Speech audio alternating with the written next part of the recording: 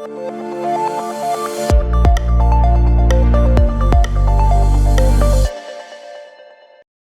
name is Pascal BOUVRY. I'm one of the two co-CEOs of LuxProvide, the National HPC Center in Luxembourg. And I'm going to speak about the role of MeluXina or supercomputer in this context of data sovereignty in Europe. In, let's say, 2018, the different European countries decided that it was about time to fill the gap and the lag in terms of development of HPC in Europe. We found out that quite a few or many of our European researchers were using some infrastructure from other continents, and that we needed to increase the knowledge and the number of talents in Europe on this topic. So it has been decided to start investing at first 1 billion euro for building the infrastructure. So to have a set of computer networks, a set of supercomputers. So the idea was not to do like they do in, I don't know, in US or China, where they just like to invest on one or two of these supercomputers to be a part of the top 500, but really to think about the computer network, so that this would have also different capabilities across these computers, and that would complement each other. But not only on the infrastructure, the focus was done, but also on the expertise and the software part and so on. So we need to have further developments in terms of putting the experts together, growing the expert base, developing the talents, the skills, and also developing the software aspects. So the European Union view on that has been really covering a lot of these different areas, and also thinking about already from scratch joining this HPC to the more cloud-based activities and so on. Of course, 1 billion sounds like a huge amount, but in fact, much more is needed to take back part of the lead in this race. So 7 additional billion have been now added to that. And just to provide you ideas about a couple of actions where Luxembourg is involved, or also other actions from other partners. One of the things in developing talent, so we just won a big European project that is aiming at defining the body of knowledge for the HPC. So many different areas like software engineering, people know what is necessary skills to be acquired in order to be called a software engineer. In terms of HPC, it's still a bit blurry. So we have some countries that are focusing more on the hardware parts or more on the algorithmics part and so on. So here we decided to work all together to decide what would be the fundamentals for this. And after that, also to start defining what would be the specialization. So in terms of countries, we could have also specialization that is aiming to help developing part of the local industry.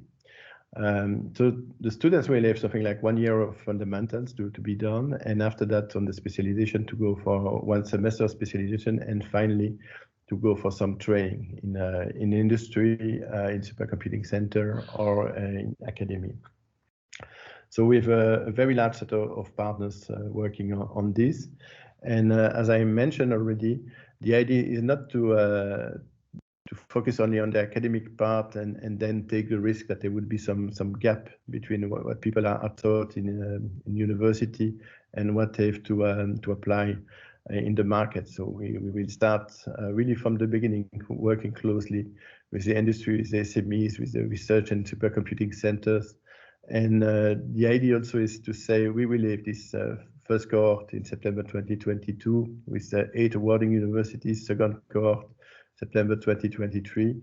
But we have a whole set of participating universities that will also help for the co-design of the master, and that should join the race later on and also start providing the same joint curriculum. So that this would be really like a standard curriculum across Europe, and I have no doubt that other continents will then try to replicate a bit this. Aside from talents, we speak also about hardware platforms. You might know that part of the next generation of devices, of CPUs that you find in your mobile phone was originally from Europe, based on the ARM chipsets. But nowadays, for the supercomputers, we do need also to start focusing on this. There has been a lot of different, let's say, initiatives. I'm thinking about Mont Blanc project from I think in 2020. But now it's about time not to make a, let's say, research project, but really to start designing and implementing the next generation of European CPUs or GPUs or whatever, let's say, modular kind of processing device that we're going to design. And so we have an ambitious working plan there also. And so there's now been also a company called Cyper that has been created for let's say, putting that in practice. Open question, it would still be to know if we're going to make the fabrication of these chips in Europe, or we'll still use some facility in Asia, for instance. So in that context of this Euro HPC and basically the processing and of the data sovereignty in Europe, Luxembourg decided to create LuxProvide. So it's a joint initiative from Ministry of State and Ministry of Economy, and has been decided also to host this supercomputer in the LuxConnect premises, in Bissen. One of the key differentiator that we've been adopting in Luxembourg was to say, okay, it's very fine to go for top and excellence in science, but we like also to address the industry. And the Luxembourg supercomputer should be a production cluster and helping for SMEs and startups also that could not afford by themselves to buy a supercomputer, to get access to this, let's say, new technology and get advantage of the output of such fantastic machines. The European network is organized in tiers, so we don't only have, let's say, a network of these supercomputers, but we have also different sizes of these supercomputers, going from the local size hosted mostly in the university to the petascale, the pre-exascale, and the exascale solution. So exascale solution, there would be a call in the coming months to basically start also having one of these really among top 3, top 5 of supercomputers worldwide in Europe. So in Luxembourg, we nicely match this organization by having some supercomputer at the level of University of Luxembourg, really a petascale solution at the level of the country, and then we have all the links through Giant and Restena to the Euro HPC network, so that our researcher, our industry could also access the top tier in Europe. I mentioned already the notion of convergence. So this is something that is really key and really relevant in the context of the IT days. Is that now we start collecting data from everywhere, from the IoT device that could be your smartphone, your smart glasses, whatever your smart meter at home for the electricity and sun. So we have a huge amount of data flows. We need to control these data flows not to end in some kind of storm of data and communication problems. So some decision need to be taken at the level of the IoT device itself, at the level of the edge. Data should be stored somewhere in the cloud and then should be finally processed in the HPC. Because hosting data is good, but we need really to be able to handle them. So the HPC, for instance, could help for the machine learning part to start training the neural network that would be next deployed to the IoT device for decision making and for the inference. So we've seen the generation of supercomputers evolving in time for handling this kind of new services. So we started with classical supercomputers that were mostly based on CPUs. We went for modular architecture, checking that there were different kind of needs, mixing CPUs, GPUs, FPGA, and so on. We brought big data on board. So at the level of MeluXina, we host 20 petabytes of data. Can be seen huge, but compared to the zettabytes of data that are now flowing all across the world, it's a bit small. But so we should consider that we have some kind of cache, and we need to find out the best way to handle this cache to provide really efficiency in terms of services for the data processing in MeluXina. And so this should be done in the context of the convergence of all these technologies. I didn't yet mention 5G, but it's definitely one of the big data providers that will come through this technology. And last but not least, we should also survey what's coming next. And we should be really proactive in terms of definition of what would be the way of handling data tomorrow. So for instance, at the level of the university, we closely watching the quantum computing aspect, and this could be like for the next generation of MeluXina 2 or whatever the new machine will be called, a specific module running this quantum computer. So I mentioned the whole flow of the data. Here I stole one slide from my friends from LCSB, showing a bit the complete value chain for data science. So that they go from data preparation to establishing the problem for the data to the data analysis, and then the solution and archiving of the results. And last but not least, this should enable also to have reproducible experiments, which is key to really assess that what is produced in the different papers, Nature or whatever publication, is really sound and correct, so that there will no need of thinking, okay, is it a fake news or good news and so on. You can just go and check by yourself. You can reproduce the experiments using this data. So what LuxProvide is really providing in that context is the data analysis tool. So the HPC part. So what we do is that we help for bringing the data to the HPC. We help for analyzing the data, for optimizing the software and the algorithms for running and taking full advantage of MeluXina. Now we need to start onboarding users, and some of the users are well advanced and know how to use the HPC. And people like me, computer scientists, we do love still terminal kind of approach where we can just SSH into it and start using some job controlling language for accessing the machine.